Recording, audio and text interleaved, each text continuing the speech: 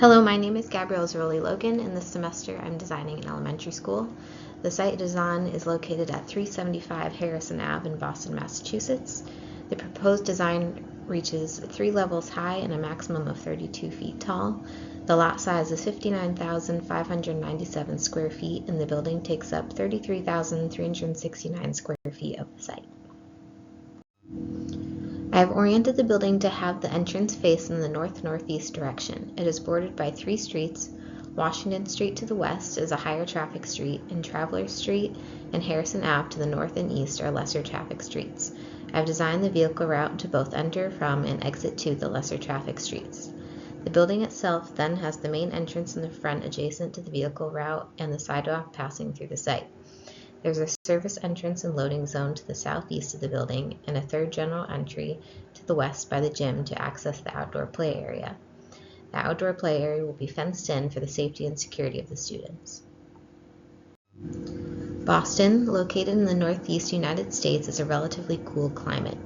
It is categorized as either cool or cold for the majority of the time that school is in session. Schools in Boston typically run from the beginning of September through mid to late June. The warm season in Boston is June 5th to September 15th, so very few of the school days fall in that period. When designing the building, it will be important to plan with colder weather in mind, so the structure will need to be well insulated. Boston is also relatively overcast for the majority of the year, with average sky coverage ranging from about 45% to 65% on most days. Therefore, it is important to utilize natural heating from sun radiation wherever possible. Access to daylight is also important for student learning, as studies show that there is a direct positive correlation between higher daylight levels and student performance. I catered to these needs by designing classrooms with exterior glass curtain walls with doors to access personal outdoor learning areas for each classroom. I also intend to design an operable louver-type double facade system of semi-transparent material to enclose those outdoor areas, providing insulation from the chilly weather, protection from the elements, and a sense of separation and security from the city-goers passing by on the streets outside. These are not modeled in the current drawings as I am still learning Revit, but I am researching how to do so. I added a roof monitor above the shared learning space on the second floor for daylighting, glass curtain walls at vertical circulation points and in the library, and in more windows throughout the buildings for intentional natural lighting. Here's a view of the second floor showing how the roof monitor is bringing in natural light to an area which would otherwise have little natural light entering the space. Thinking programmatically, this school is an elementary school, so the primary users are children in grades kindergarten through 5th grade, or ages 5 to 11. The primary function of the building is learning, of course, but to also foster an environment of safety, accessibility, and engagement. Key spaces include general, grade-specific classrooms, shared learning spaces, a cafeteria and auditorium, library, gymnasium, subject-specific learning labs, administrative spaces, and outdoor learning and play areas. I designed this building to have a central core of learning units surrounding a shared learning space that doubles as circulation from the administrative and collective use spaces of the building through to the gymnasium and outdoor play areas.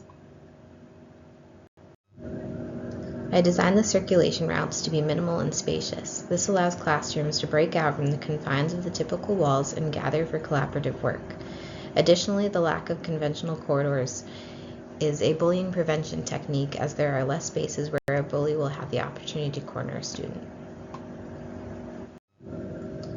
The structure of the building will be a hybrid combination of heavy timber where possible for sustainability and concrete and steel where necessary for structure or insulation requirements. Taking inspiration from my precedent project, I would like beams and columns to be of heavy timber, floors with a layer of concrete and steel used for elements like stair risers and steel cables in tension for longer spans.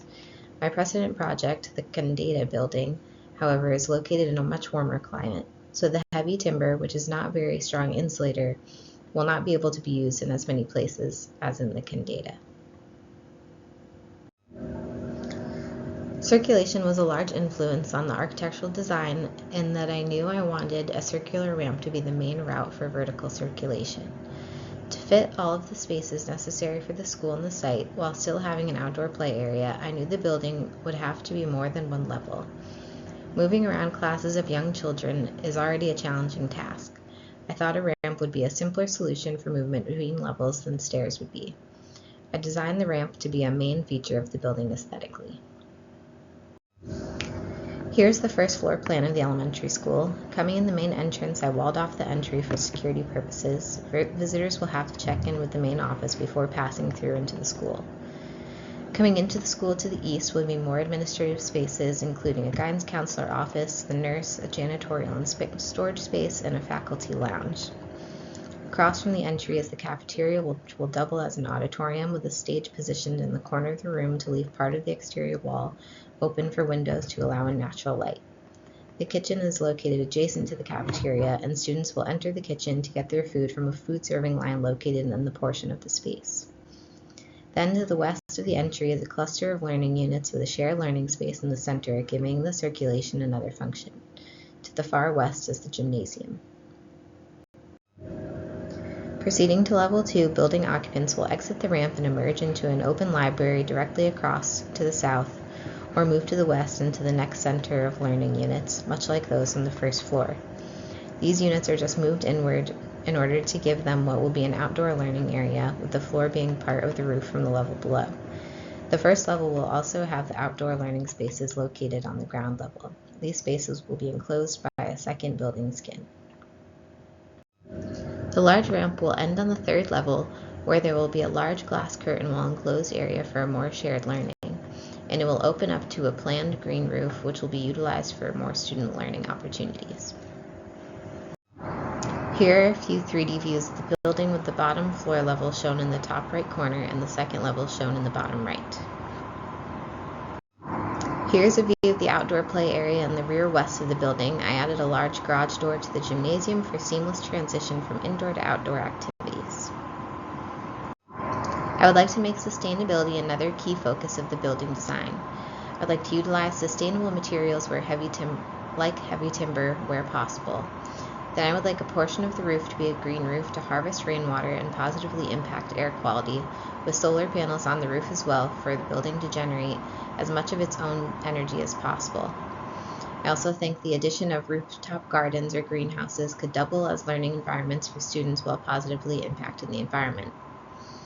Then there is the use of a double facade, as I spoke about earlier, that will act as an insulator to the glass curtain walls of the learning units, as well as provide natural ventilation and be a second layer between the students and the city-goers passing by outside. Throughout the semester so far, and through my reading, listening, and researching for this project, I have learned that the learning environment is transforming. We are continuing to see how to cater to different types of learning and how the learning environment can affect students and their performance.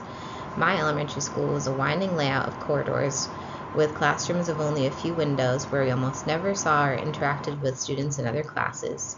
We only went outside for a 30-minute recess and only left the classroom to travel to art or music or gym class.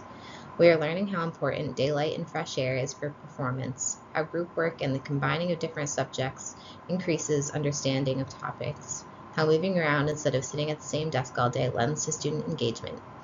These are all realizations that architecture can find solutions for. These young children are the future of our communities, so it is vital to provide them with these solutions to give them the opportunity to be the best they can be.